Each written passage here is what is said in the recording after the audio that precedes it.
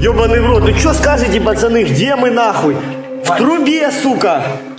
El oscuro y claustrofóbico corredor oxidado que ves ante ti es el escenario de una de las apuestas más desesperadas y mortales en la guerra moderna. Incapaz de capturar el bastión oriental de Ucrania, Kupiansk, por aire, tierra o río, Rusia decidió que solo le quedaba una opción: ir bajo tierra. A kilómetros por debajo de las aguas negras del río Oskil, kilómetros de desechos industriales y túneles de tuberías se convertirían en una autopista secreta para los soldados de élite de Putin. El plan era brillante en teoría, pero en la práctica fue un completo fiasco. Intentaron conquistar la ciudad desde dentro apretando a sus soldados, municiones pesadas e incluso patinetes eléctricos en estos estrechos tubos. Pero había una cosa que no sabían: el ejército ucraniano ya había detectado este hormiguero. No sellaron las entradas, no los detuvieron, solo esperaron. Esperaron a que los túneles se llenaran de gente, a que la retirada se volviera imposible. Y cuando llegó ese momento, el batallón Aquiles de Ucrania convirtió esta autopista subterránea en una trampa mortal. Cuando profundizamos en los detalles técnicos de esta operación, la imagen que emerge es menos la de un genio militar y más la de la arquitectura de la desesperación. La ruta que Rusia utilizó para infiltrarse en Kupiansk no es un simple sistema de túneles. Estamos hablando de una red de tuberías industriales abandonadas, de aproximadamente 15 kilómetros de largo, que corre bajo el río Oskil. Esta infraestructura, que data de la era soviética, no fue diseñada para el paso humano. Su diámetro era estrecho y no tenía ventilación. Sin embargo, los comandantes rusos obligaron a sus soldados a entrar en estos oscuros túneles para encubrir sus fracasos en la superficie. Las condiciones físicas del túnel dejaron claro desde el principio lo arriesgada que era la operación. Según informes de United 24 Media, las tropas rusas recurrieron a un método increíble para cubrir esta distancia de 15 kilómetros más rápido: patinetes eléctricos. Sí, escuchaste bien. Los soldados rusos, equipados con equipo de guerra moderno, estaban usando patinetes para moverse silenciosamente a través de una tubería estrecha a metros bajo tierra. Esta imagen es la prueba más clara de lo patética que se ha vuelto la capacidad logística del ejército ruso, con juguetes. Una superpotencia incapaz de cruzar sus tanques por el río estaba enviando a sus soldados bajo tierra.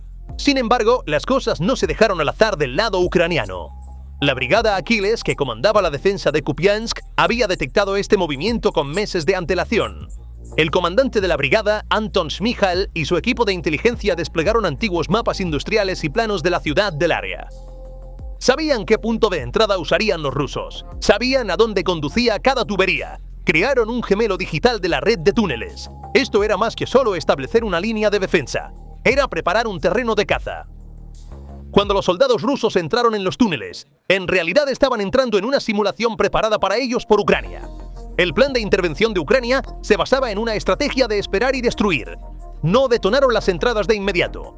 Esperaron a que el convoy ruso llegara al punto más profundo del túnel, el punto de no retorno. En ese preciso momento, los drones de carga pesada de la brigada Aquiles despegaron. Llevando bombas especialmente fabricadas que pesaban 33 libras, o aproximadamente 15 kilogramos cada una, estos drones apuntaron a puntos débiles en las tuberías bajo el río Oskil. Las explosiones se llevaron a cabo con precisión quirúrgica. Las tuberías se agrietaron y el agua helada del río comenzó a inundar los túneles a alta presión. No había escape para la unidad avanzada rusa de 40 personas en el interior. Detrás de ellos había agua, delante de ellos, puertas cerradas. Estas explosiones no solo causaron inundaciones. El gas metano y los desechos industriales que se habían acumulado en los túneles, que habían estado cerrados durante años, fueron liberados por la fuerza de la explosión. El túnel se convirtió instantáneamente en una enorme cámara de gas. Cuando aquellos que lograron sobrevivir corrieron hacia las salidas mientras el agua subía, lo que les esperaba no era la libertad. El séptimo cuerpo ucraniano estaba esperando en todos los puntos de salida designados. Cada soldado ruso que asomaba la cabeza por la entrada del túnel era instantáneamente neutralizado por francotiradores con cámaras térmicas y drones FPV. Esto no fue una batalla, fue una operación de exterminio técnicamente impecable. Dejemos de lado el éxito táctico y centrémonos en el infierno dentro de esos tubos. Estamos hablando de una situación que lleva al límite la psicología humana. Imágenes examinadas por The Washington Post confirman que los túneles están experimentando literalmente un bloqueo biológico. Los cuerpos de soldados muertos, conocidos en la jerga militar como Cargo 200, cubren el suelo del túnel. Los refuerzos que vienen desde atrás se ven obligados a arrastrarse sobre los cuerpos de sus camaradas muertos para avanzar. Esto no es solo un obstáculo físico, sino también el colmo de un colapso moral. Imagina entrar en una operación pisando el cadáver de tu propio compañero de armas. La atmósfera dentro del túnel ya no era respirable. Gas de pólvora, el hedor de cuerpos en descomposición, desechos industriales y agua de río estaban todos mezclados. Según informes de United 24 Media, los pocos soldados rusos que fueron rescatados o capturados del túnel mostraban signos de intoxicación química severa en lugar de heridas de bala. Sus pulmones estaban quemados, sus ojos cegados por gas y habían perdido completamente el sentido de la orientación. Estos soldados no estaban luchando, simplemente estaban luchando por sobrevivir. Este plan, denominado Operación Corriente por los comandantes rusos, se había convertido en un proyecto de entierro que enterraba vivos a sus propios soldados. Lo que era aún más aterrador era que esta táctica no se estaba probando por primera vez. Una estrategia de túnel similar se había intentado antes en el frente de Kursk y había terminado en el mismo desastre. Las comunicaciones de radio grabadas en ese momento documentaron el colapso mental de los soldados atrapados en el túnel. Los soldados que habían perdido la razón, en lugar de esperar a ahogarse o quemarse hasta morir, se pusieron sus propias armas en las sienes y apretaron el gatillo. El mismo escenario se repitió en los túneles de Kupiansk. Los disparos que resonaban dentro de las tuberías de metal no estaban dirigidos al enemigo, sino a su propia impotencia. Esto puede que no haya sido un crimen de guerra, pero fue la mayor traición cometida contra los propios soldados. Las estadísticas nos enfrentan a esta barbarie con una matemática fría y despiadada. Según datos publicados por el periódico Independent, la proporción de bajas en el frente de Kupiansk alcanzó un nivel inimaginable, 27-1. En esta aventura en el túnel, Rusia sacrificó a 27 soldados por cada soldado ucraniano que logró matar. Esta proporción no es una tasa de bajas sostenible en la literatura de la guerra moderna. Esto es una masacre.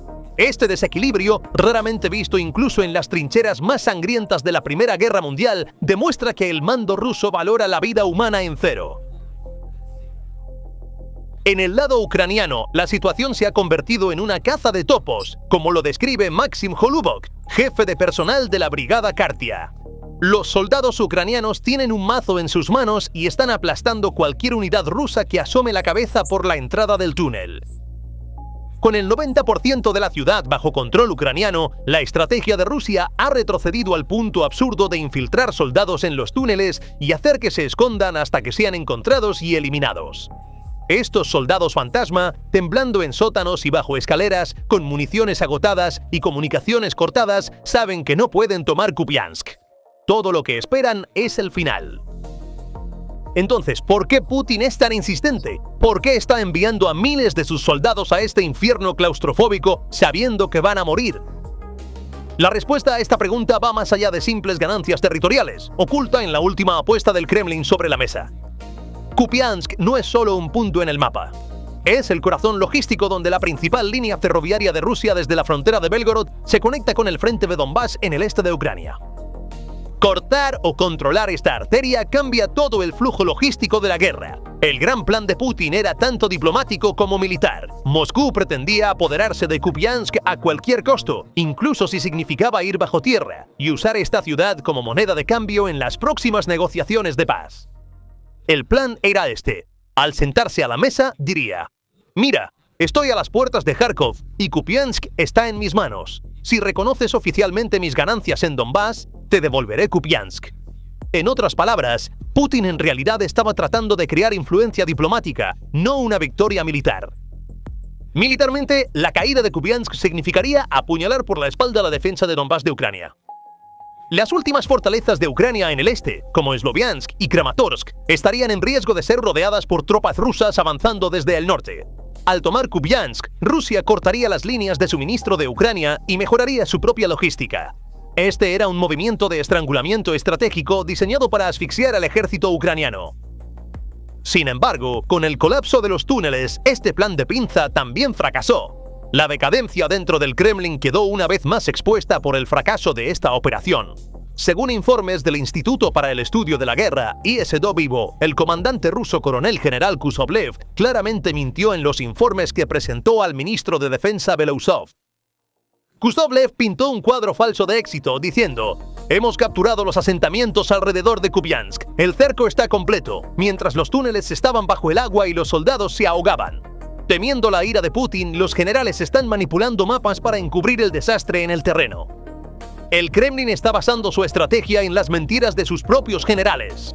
La realidad es esta: Rusia no controla Kupiansk. No hay control en la ciudad, solo existen mentiras y pérdidas.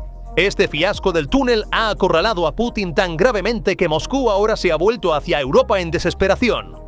Según The Moscow Times, Putin ha estado enviando mensajes en los últimos días diciendo: "Estamos listos para normalizar las relaciones". Está tratando de recuperar la guerra que perdió en el campo de batalla en la mesa de negociaciones, guiñando a líderes como la primera ministra italiana Meloni. Sin embargo, esto no es un llamado a la paz, sino una admisión de desesperación. Significa: no puedo ganar militarmente, hablemos. Pero el fuerte hedor de la muerte que emana de los túneles de Kupiansk no puede ser ocultado por estas maniobras diplomáticas. La mayor baza de Putin ha sido enterrada en el fondo del río Oskil. Lo que ocurrió en Kupiansk no pasará a la historia como un simple intento de infiltración fallido. Este evento marca el momento en que el mito del segundo ejército más grande del mundo colapsó dentro de una tubería oxidada. Una superpotencia que una vez afirmó haber sacudido a Europa con sus tanques ahora se ve obligada a esconderse en tuberías de alcantarillado, suicidarse en patinetes eléctricos y arrastrarse sobre los cuerpos de sus propios soldados solo para capturar una ciudad. Esto no es genialidad estratégica, es bancarrota doctrinal. Rusia creía que podía ganar enterrando a sus soldados bajo tierra, pero olvidaron una verdad simple: el subsuelo es solo para los muertos. Kupiansk aún se mantiene, el río Oskil aún fluye, y esos túneles se han convertido en oscuros ataúdes que sellan los sueños imperiales de Rusia. Rusia no solo perdió una batalla en Kupiansk, dejó el honor de su ejército en esas tuberías bajo el agua. ¿Qué opinas sobre esto? Por favor, comparte tus pensamientos en los comentarios. Para estar informado sobre los análisis especiales de PPR Global, suscríbete a nuestro canal y no olvides activar las notificaciones. Gracias por elegirnos. Gracias por elegirnos.